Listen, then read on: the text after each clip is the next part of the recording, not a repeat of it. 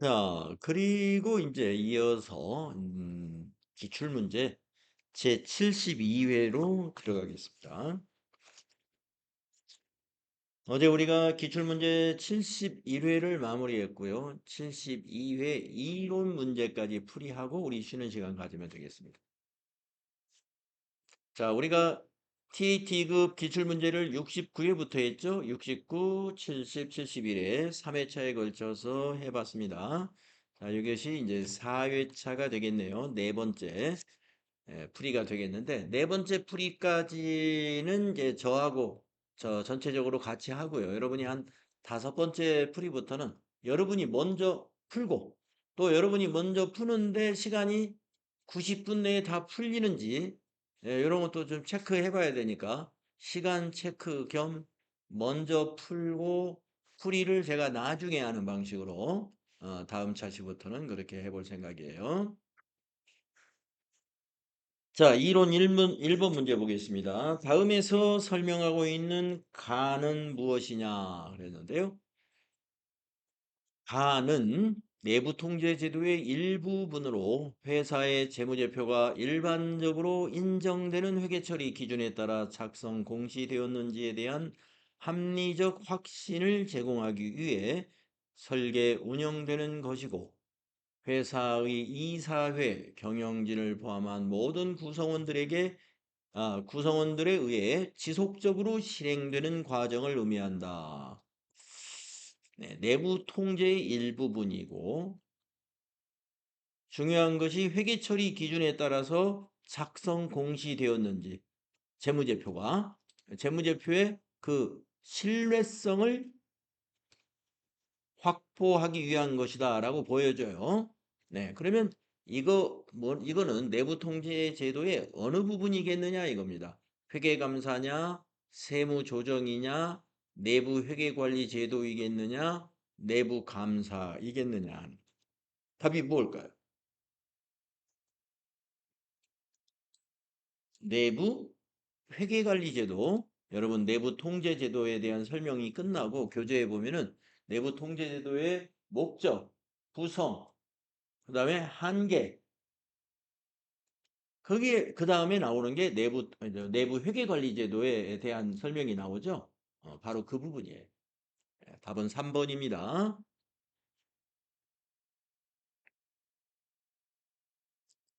다음 두 번째 문제 보시면은 다음 자료를 토대로 주식회사 한공의 재무상태표에 표시될 매출 채권 기말 잔액을 계산하면 얼마이냐 이랬습니다.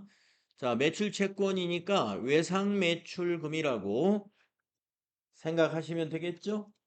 네, 이런 문제를 만나면 여러분에게 제가 이렇게 외상매출금 원장을 한번 그려보셔라. 그래요. 외상매출금의 원장. 자, 외상매출금이 채권, 자산이므로 기초는 어디에 표시되죠? 자산은 차변에 전기에서 이월된 금액이 옵니다.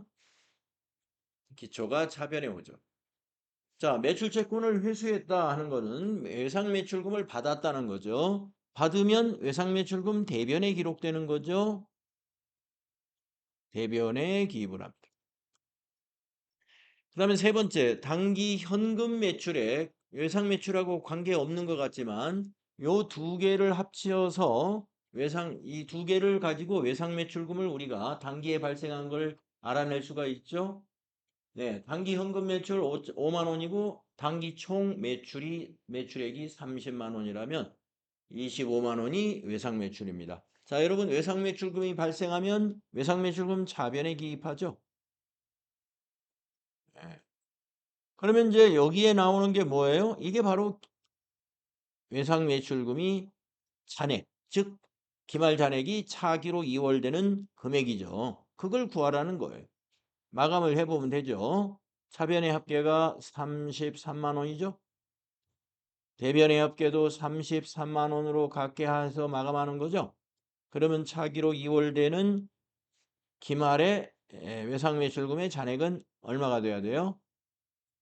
15만 원이 되는 거죠. 대변의 합계가 33만 원이 돼야 되니까. 그래서 답은 2번이다 이런 얘기입니다. 네, 여러분 시험 보실 때는 이제 A4 용지 한 장이 사용할 수가 있지 않습니까?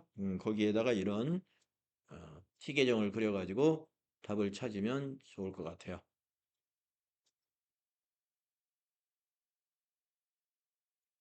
다음은 3번 보겠습니다. 다음은 주식회사 한공의 12월 중 상품 매매 자료이다. 재고자산의 평가 방법을 선입선출법으로 적용할 경우 매출 원가와 매출 총이익은 각각 얼마냐? 자, 선입선출로 매출 원가를 먼저 한번 찾아보겠습니다. 자, 매출이 언제 있었느냐 보니까 여기서 있었어요. 10일 날. 요 150개가 매출입니다. 이거의 원가를 선입선출로 따져보면 되는 거예요. 자, 이 150개를 한번 요 100개가 1,000원짜리입니다. 먼저 100개. 선입선출이니까 제일 빠른 걸 먼저 출고를 시키는 거죠. 그 다음 50개가 여기서 나가죠. 12월 4일 거에서. 50개는 1,200원짜리입니다. 그래서 100개 곱하기 1,100원 하면은 11만 원에다가 여기는 1,200원은 50개만 곱해야 돼요. 그러면 6만 원이죠. 1,200원 곱하기 50개 하면은 5, 20, 6만 원입니다. 그러면 17만 원이 원가예요. 두 개를 더하면 17만 원. 자, 그러면 매출 원가 17만 원. 예, 답이 3번에 보이죠? 그러면 매출 총이익도 아예 구해 보겠습니다. 지금은 뭐 3번이라는 것이 확실하지만 우리가 연습을 하기 위해서 매출 총이익이 13만 원 나오는지 한번 따져 보죠.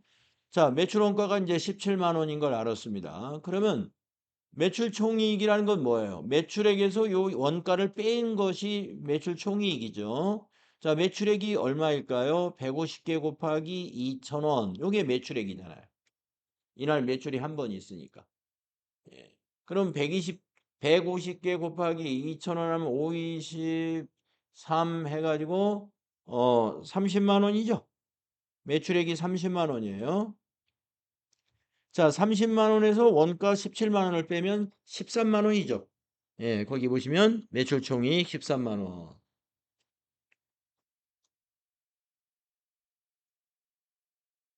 이렇게 3번이 답이라는 것을 매출 원가 하나 구해보면 바로 찾을 수 있었습니다. 네, 3번은 이런 스타일의 문제는 FAT 1급에서도 많이 출제하고 있는 것이죠. TAT 2급에서도 나오네요. 다음 4번의 문제를 보겠습니다. 회계팀 김 부장과 이 대리의 대화이다. 가완화에 들어갈 내용으로 옳은 것은 이랬는데요. 김 부장이 이 대리 작년 연말에 구입한 점퍼 구입액을 어떻게 회계 처리했나요? 자, 이 대리가 매출거래처에 선물로 제공한 점퍼 구입액은 접대비로 처리해야 되겠죠. 불우이웃에게 제공한 점퍼 구입은 기부금이 되겠죠. 그래서 접대비와 기부금이니까 답이 3번이다.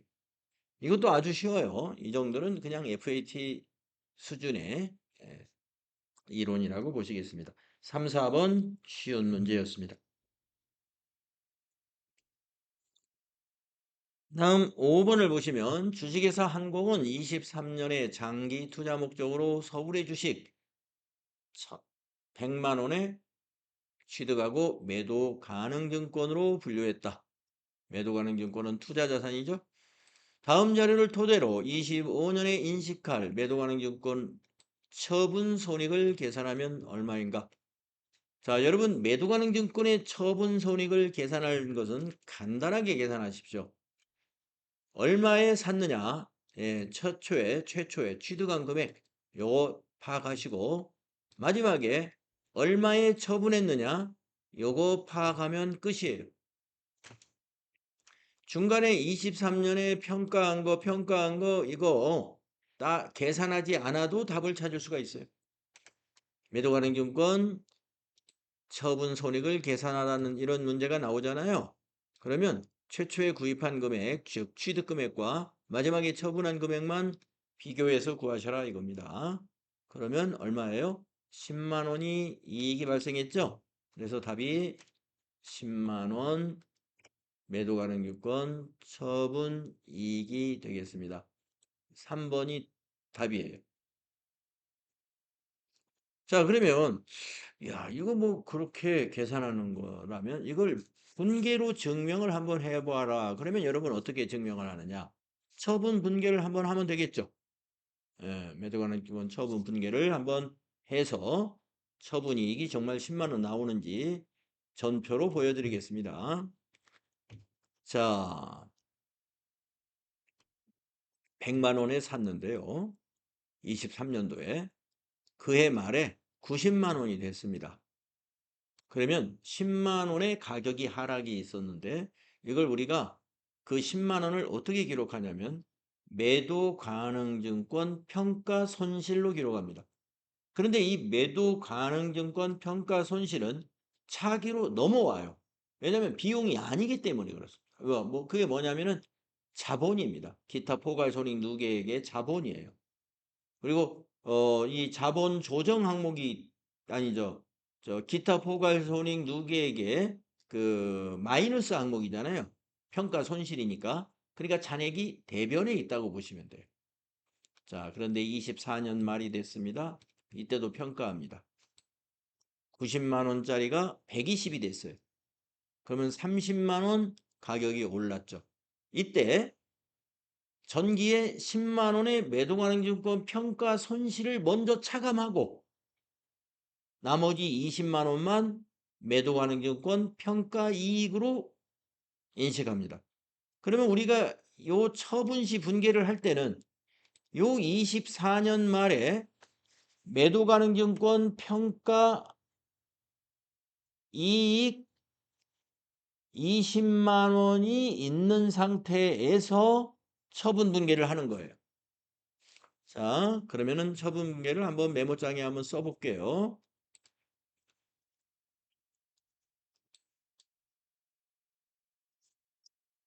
자, 이 5번의 처분 분계는 이렇게 되는 겁니다. 차변에 현금이 110만 원 들어오겠죠? 110만 원에 받고 처분했으니까. 자, 대변에 매도 가능 증권의 감소는 전기 말에 120만 원으로 평가해 놓은 거잖아요. 120만 원 감소시킵니다. 그 다음에 매도 가능 증권 평가 이익 20만 원을 정리해야 되거든요. 24년 말 매도 가능 증권 평가 이익이 20만 원 있었어요. 자, 매도 가능 증권 평가 이익은 기타 포괄 손익 누계액의 증가 항목이에요. 정리는 차변의 감소로 해야 됩니다. 그래서 차변에 매도 가능 증권 평가 이익 20만 원을 정리해 줘야 됩니다. 처분할 때 없애주는 거예요. 자, 그러면 차변의 합계가 130, 대변의 합계가 120만 원이죠. 대변이 10만 원 부족하잖아요. 이 부분이 매도 가능 증권 처분 이익입니다.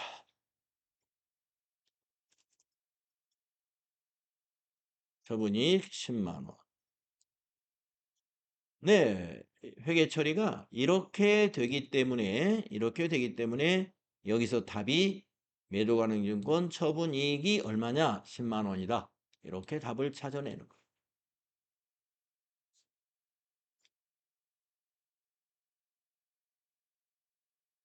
그래서 5번 문제를 조금 까다롭게 문제를 내려면은 매도 가능 증권 처분 이익을 계산하면 얼마냐? 이렇게 묻지 않고 아래 자료를 보고 매도 가능 증권 처분에 대한 회계 처리로 올바른 것을 찾아라. 이렇게 문제를 내겠죠.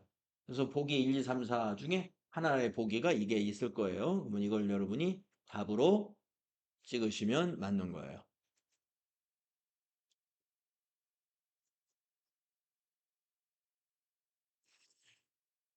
네, 5번과 같은 스타일로 문제를 내면은 여러분 잘 기억하십시오. 최초에 얼마에 매도가능 증권을 얼마에 샀고 마지막에 처분한 것이 얼마인가 이걸 직접 비교하는 것이 쉽다 이겁니다.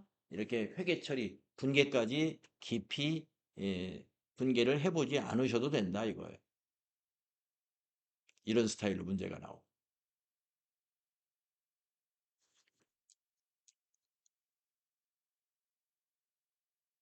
매도가능 증권 평가 이익은 자본이고요. 매도가능 증권 처분 이익은 수익입니다. 예.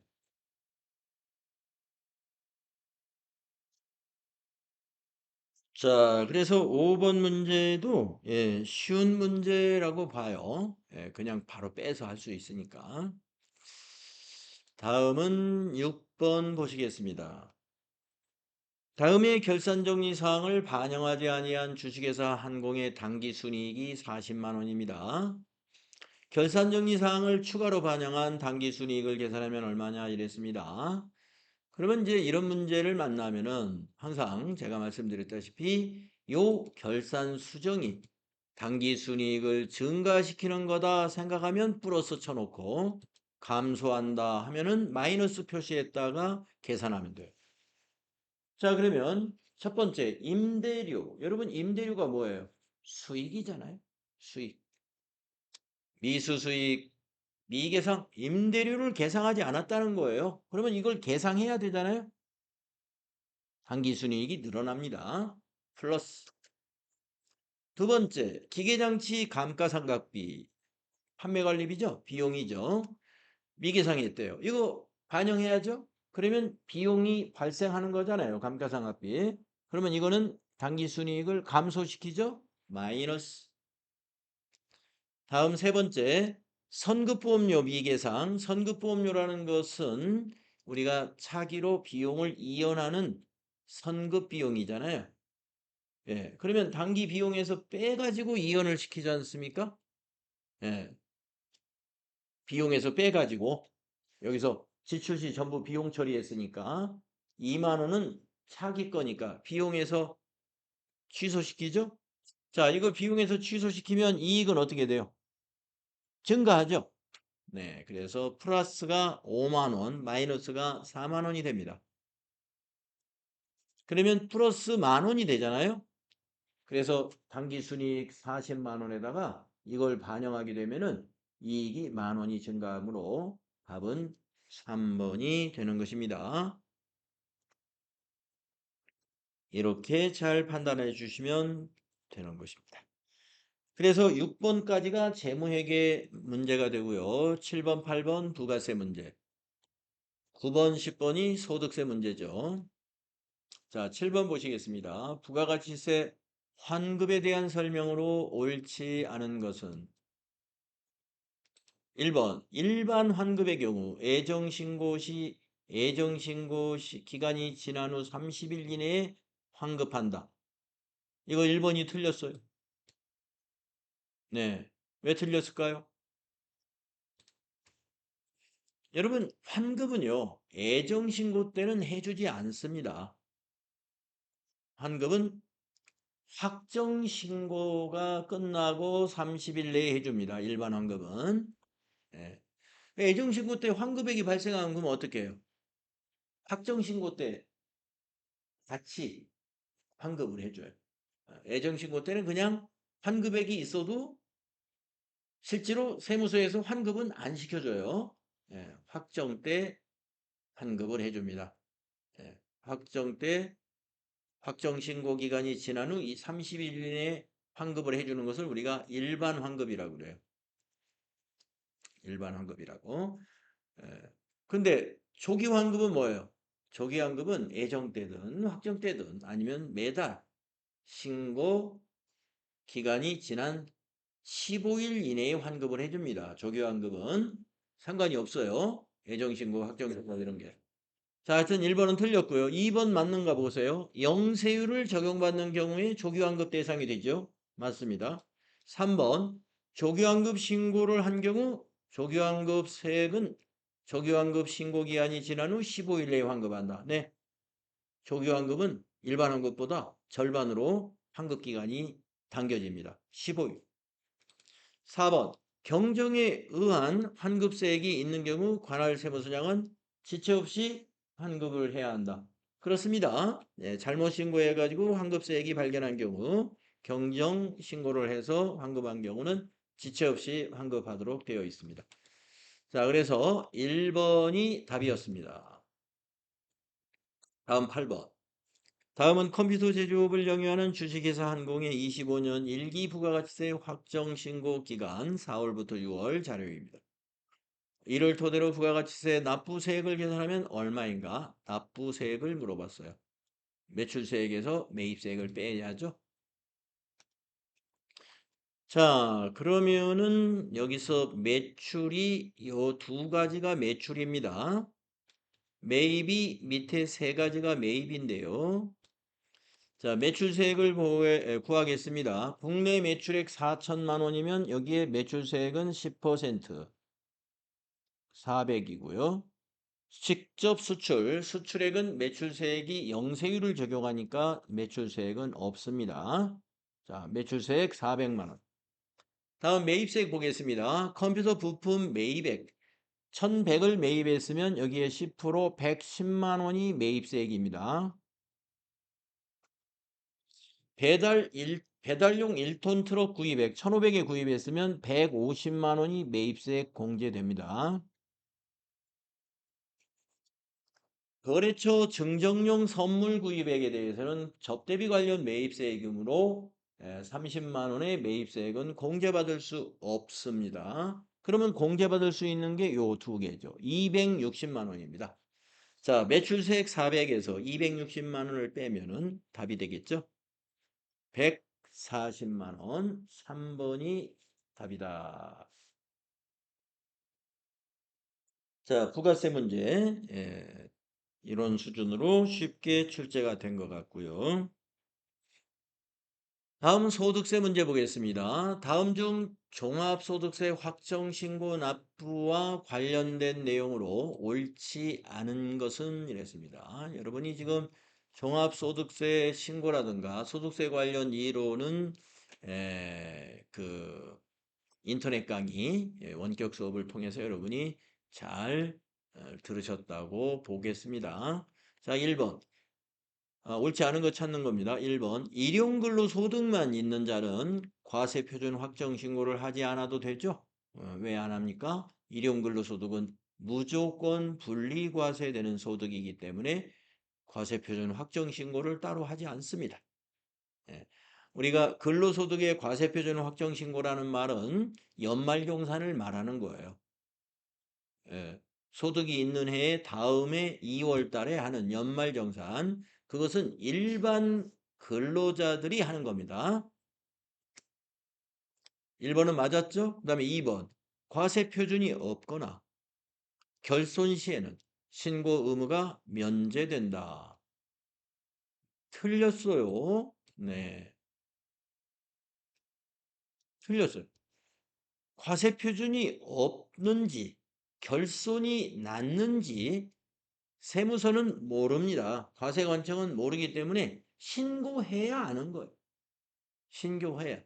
과세표준 제로라고 신고해 줘야 돼요. 아니면 결손이라는 거 뭐예요? 사업소득자가 사업을 했는데 손실이 났다 이거예요. 그러면 세금 낼 것이 없죠. 그런 것을 우리는 신고 의무가 면제되는 것이 아니고 신고해서 납부 의무가 면제되겠죠. 납부할 돈이 없으니까. 납부할 그 산출세액이 결정세액이 없으니까. 자, 2번이 옳지 않은 겁니다. 다음 3번. 과세표준 확정신고 기간은 다음 연도 5월 1일에서 5월 31일까지다. 네, 맞습니다. 종합소득세 신고 기간이죠. 5월 1일부터 5월 31일. 네. 다음 4번. 그런데 근로소득만 있는 자는 5월 달에 신고합니까? 안 합니까? 안 합니다. 근로소득만 있는 자는 5월에 왜 확정신고를 안 하죠? 아까 말씀드렸다시피 근로소득자는 2월에 연말정산이라는 것을 하거든요. 그것이 확정신고나 마찬가지예요. 그런데 근로소득 플러스 임대소득이나 또는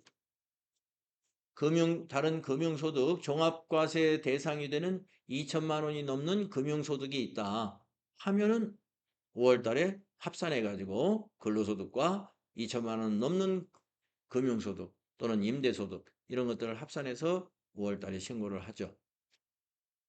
다음 4번. 납부할 세액이 1천만 원을 초과하는 경우에는 납부 기한 경과 후 2개월 이내에 분납할 수가 있다. 예, 그렇습니다. 우리가 부가가치세는 분납 제도가 없어요. 하지만 소득세는요, 1천만 원이 초과할 경우에 초과된 금액에 대하여 1천만 원은 1천만 원은 일단 내야 돼요. 예, 초과한 금액에 대해서 두 달로 나누어 분납할 수 있는 제도가 있습니다. 그래서 옳지 않은 것은 2번이었어요. 결손 시 신고가 면제된다는 것은 없어요. 예, 신고는 해야 된다. 다음에 10번 문제 보겠습니다. 다음은 근로소득자인 거주자 김한공 씨가 25년에 지출한 자녀 교육비 내역이다. 연말정산 시 교육비 세액공제 대상 금액은 얼마인가? 단 자녀의 소득은 없는 것으로 가정한다. 자녀가 소득이 없는 자녀라면은요, 우리가 교육비를 김한공 씨 소득 금액에서 지불했겠죠? 그러면 세액공제 받아야 되겠죠? 자, 첫 번째, 자녀 김진수라는 대학생 자녀가 있는데 등록금입니다. 그러면 대학교는 우리가 한도가 한 자녀당 연간 900만 원이에요. 여기서 지금 뭘 물어봤죠? 대상 금액. 대상 금액에 포함됩니다. 1100만 원. 다음 김영미 초등학생인데요. 보습학원을 다녔습니다. 우리가 초등학생, 중학생, 고등학생, 대학생 이걸 취약 자녀라고 그래요. 학원비는 미취약 자녀에 대해서만 학원비를 세액공제로 적용해 줍니다.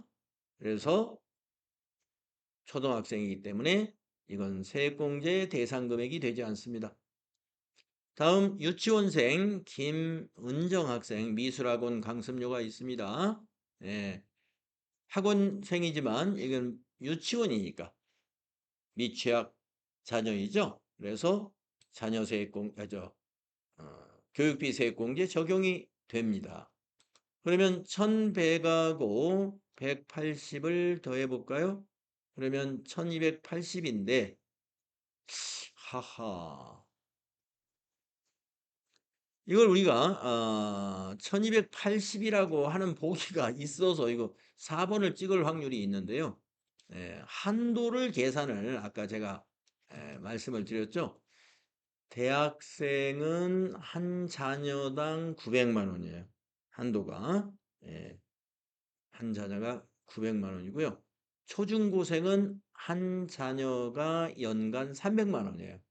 한도가. 그래서 그 한도 금액 내에서 계산해야 되니까 여기 김진수는 900만 원으로 계산해야 됩니다. 그래서 900만 원 더하기 180만 원 하면 1080만 원.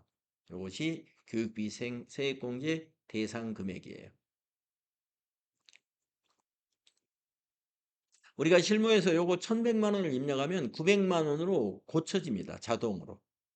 그 입력하는 셀에서 그 프로그램이 아, 거기에 반영이 돼 있어 가지고 대학생이면 900만 원 이상 입력하게 되면 한도를 900만 원으로 줄여주는 그런 기능이 있어요.